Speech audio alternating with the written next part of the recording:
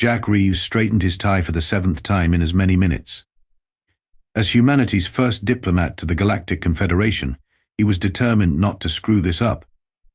The doors to the council chamber hissed open, revealing a semicircular arrangement of bizarre creatures who collectively represented over 200 intelligent species. Ambassador Reeves of Earth announced a hovering robotic translator, representative of the human species. Jack strode confidently toward the central podium, flashing what he thought was a warm, diplomatic smile. The chamber immediately erupted into panicked chittering and alarmed hoots. "Please retract your bone protrusions," shrieked a large moth-like being, its antennae vibrating wildly. Jack froze mid-stride. "My what now?" "Your teeth," clarified a blue amphibious creature who was discreetly sliding behind its chair. "You're displaying your predatory implements in a threatening manner." "Oh, sorry about that," Jack said, promptly closing his mouth into what he hoped was a less terrifying expression. "Force of habit. Where I come from, showing teeth is friendly." "Friendly?" gasped a small delegation of rabbit-like beings in unison. "Displaying eating tools is friendly?"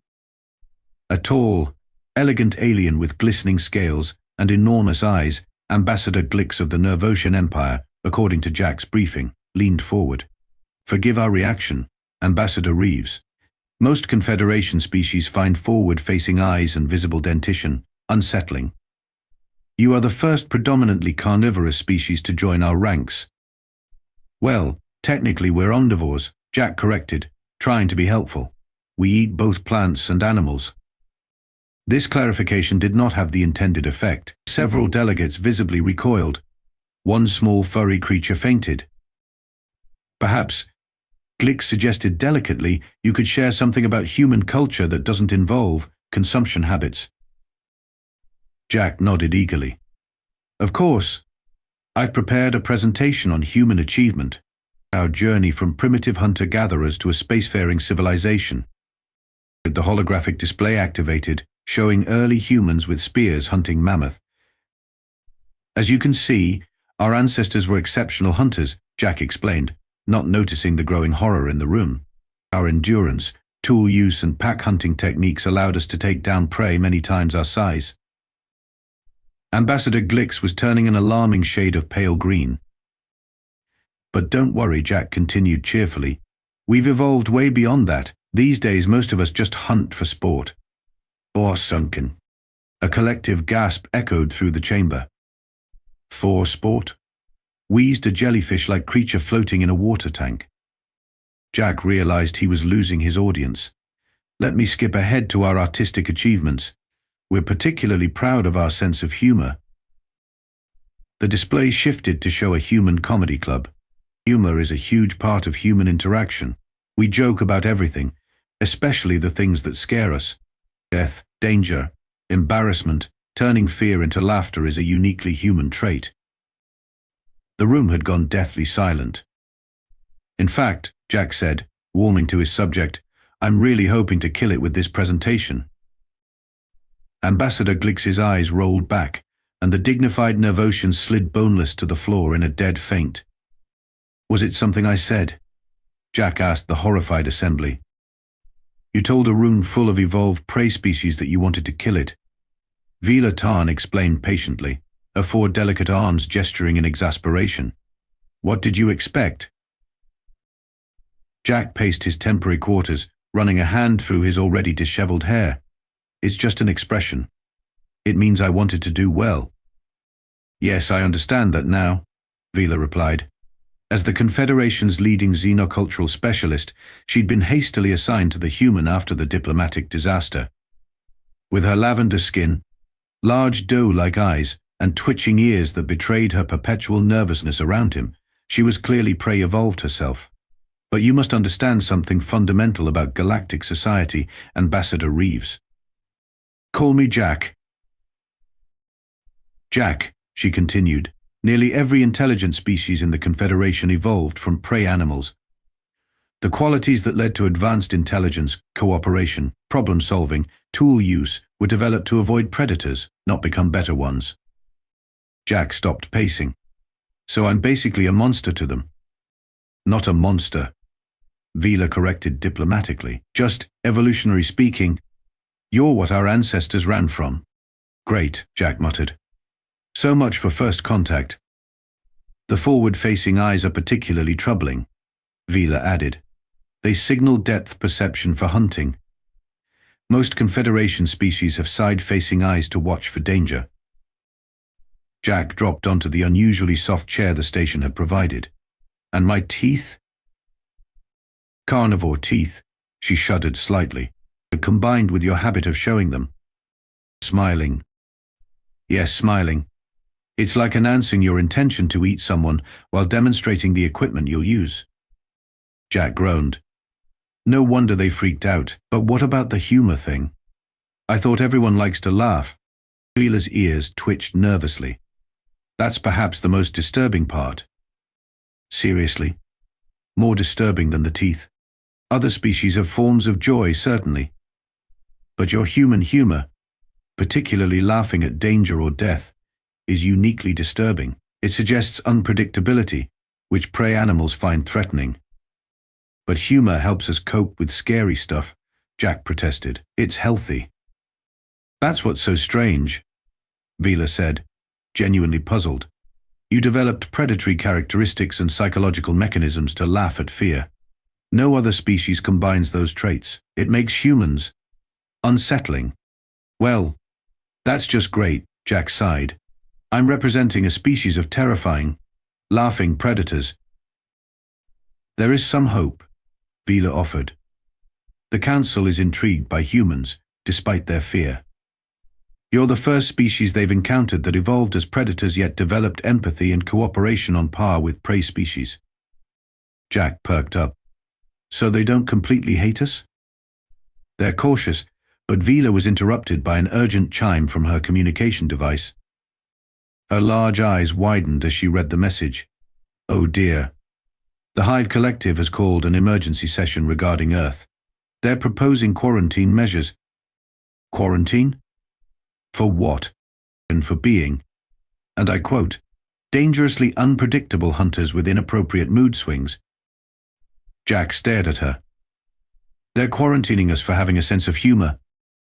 I'm afraid, Vila said grimly, that from their perspective, a predator that laughs at danger is the most terrifying thing in the galaxy.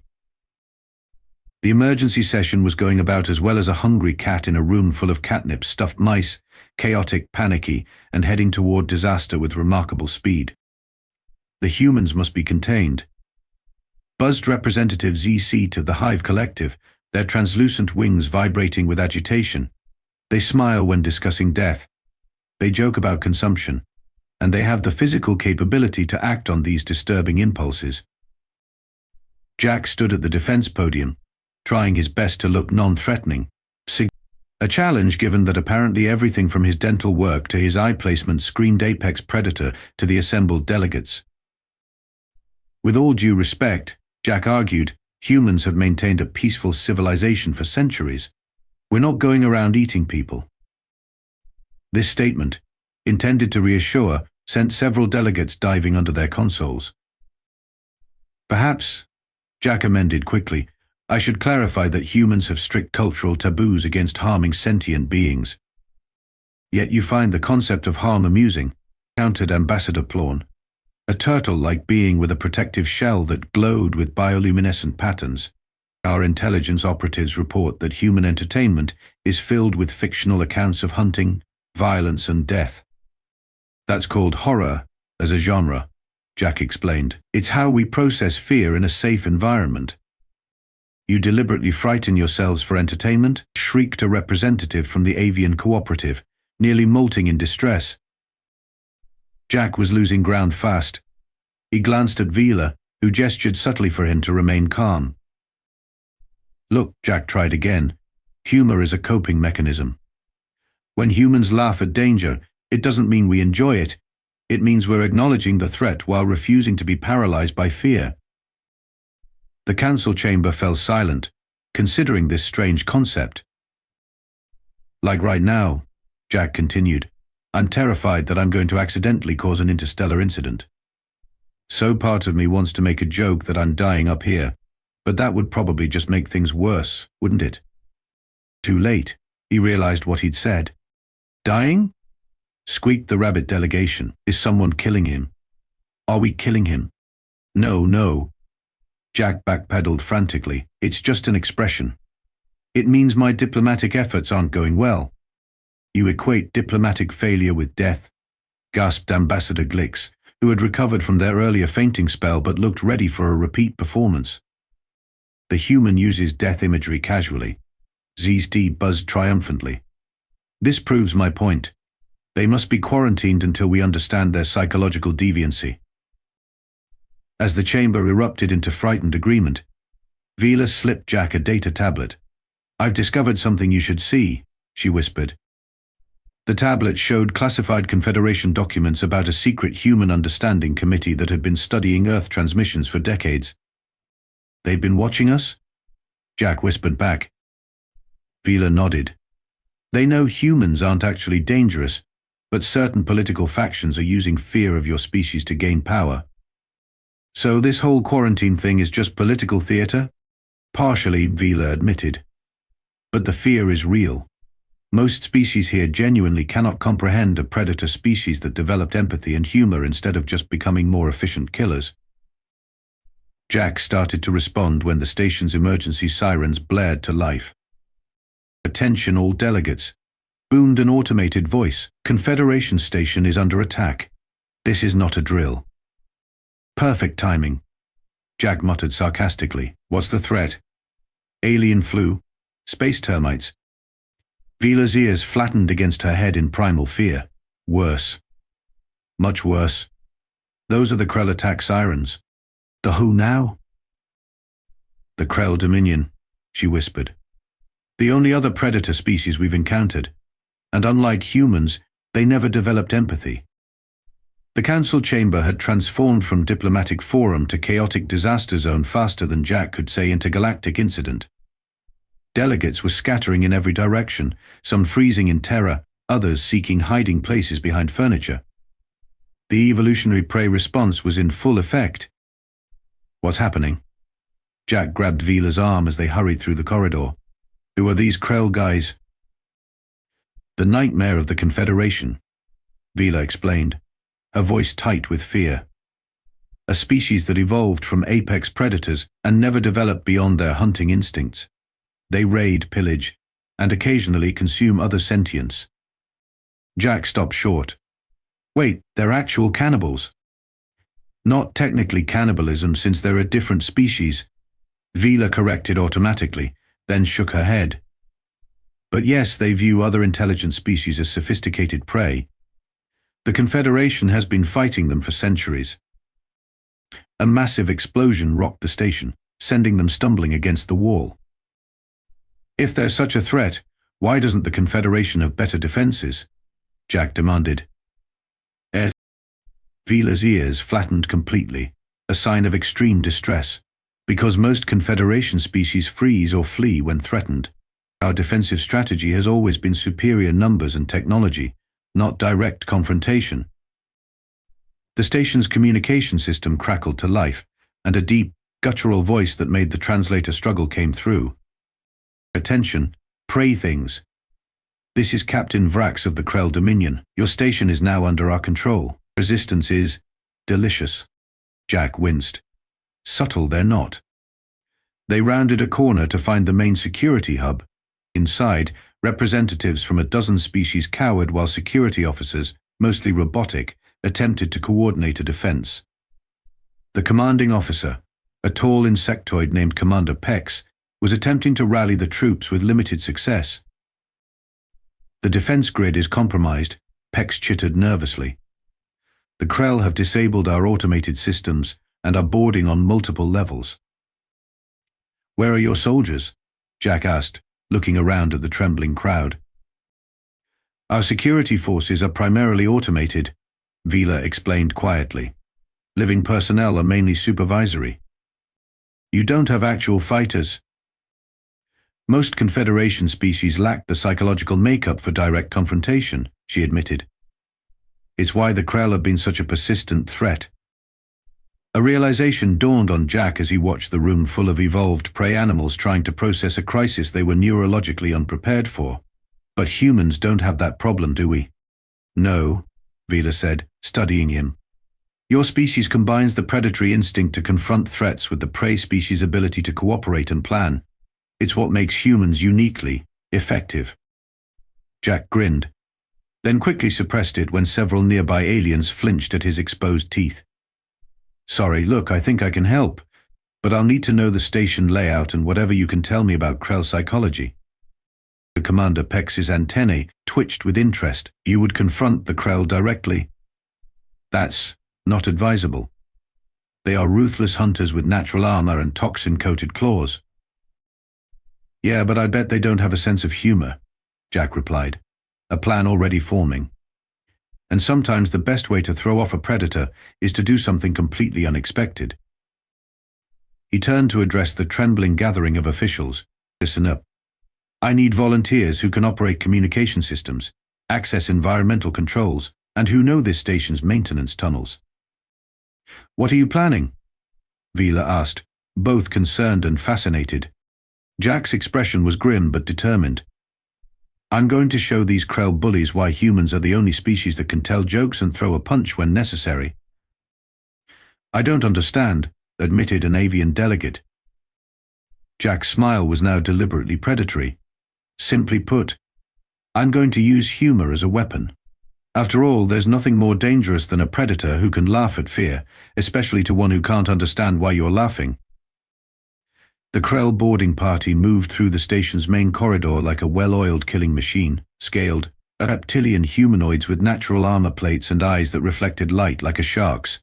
Their leader, a scarred veteran named Grax, flicked his tongue out to taste the air, savoring the delicious scent of prey fear that permeated the station. Spread out, he ordered his squad. Find the command center and the prey leaders. No eating until after we control the station. Yes, Commander. His soldiers responded in unison, their clawed hands gripping advanced energy weapons. Suddenly, the station lights flickered and went out, plunging the corridor into darkness. The Krell, with their excellent night vision, were unconcerned. Amateur tactics, sneered Grax. Then, inexplicably, the station's communication system crackled to life, and a strange sound echoed through the corridors, a human voice singing off key. Oh, I know a song that gets on everybody's nerves. Everybody's nerves. Everybody's nerves. The Krell warriors looked at each other in confusion. What is this strategy? Demanded Grax. The singing abruptly cut off, replaced by a single human voice, Jack's. Hey there, lizard boys. Welcome to the party. I'd offer you refreshments, but I hear you prefer your food, still screaming. Grax snarled. Identify yourself, prey. The name's Jack Reeves, human diplomat extraordinaire. Apparently the only one on this station who isn't hiding from you scaly fashion disasters. The Krell commander's eyes narrowed. A human? The new prey species? You dare mock the Krell Dominion? Mock you? Never. Jack's voice dripped with sarcasm. I'm simply admiring your subtle approach. Nothing says we come in peace like blowing holes in a diplomatic station. Grax signaled his warriors to trace the transmission. Your species is reputed to be predatory, human, yet you hide and talk rather than fight. Oh, we're predators all right, Jack's voice echoed. But we're the kind that evolved past the Ooga Booga, me smash phase. Tell me, do the Krell have stand-up comedy, or is your cultural highlight still who can bite the hardest? This incomprehensible taunt confused the Krell, exactly as Jack had planned.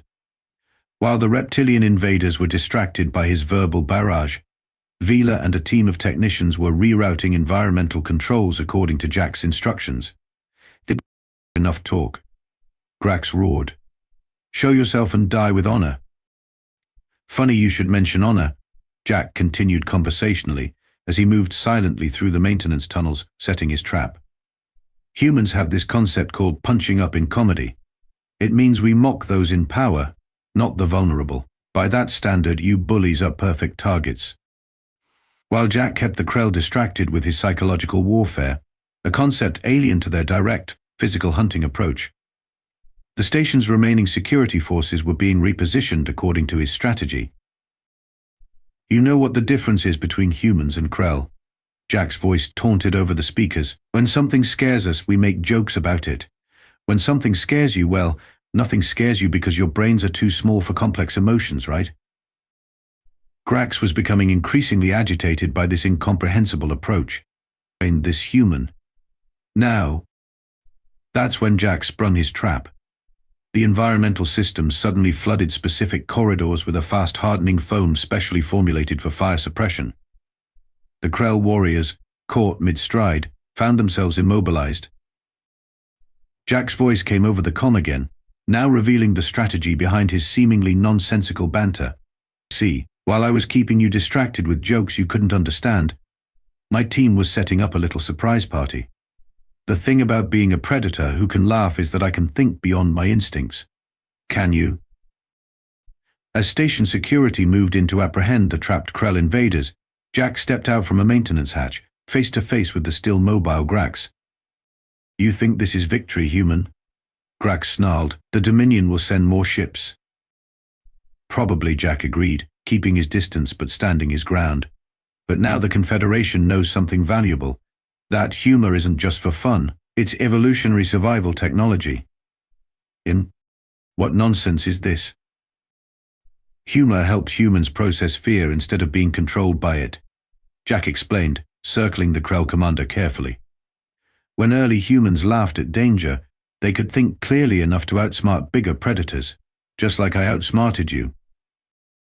Grax lunged suddenly, but Jack had anticipated the move and dodged, using the Krell's momentum to send him crashing into a control panel. See, that was predictable, Jack taunted as security droids moved in. You're all instinct. No innovation. It must be boring, being so one-dimensional. As the Krell commander was subdued, Jack turned to find Vila and the gathered Confederation representatives watching in astonishment. Is it always like this with humans? Asked the stunned Commander Pex. Jack shrugged. Pretty much. We joke, we fight, we invent, we explore. Being both predator and comedian has its advantages. In light of recent events, intoned the Supreme Counselor of the Confederation, this body must reconsider its position regarding humanity's admission. One standard week after the Krell attack, the council chamber was once again filled with representatives from across the galaxy. Jack stood at the center, alongside Vila, awaiting judgment.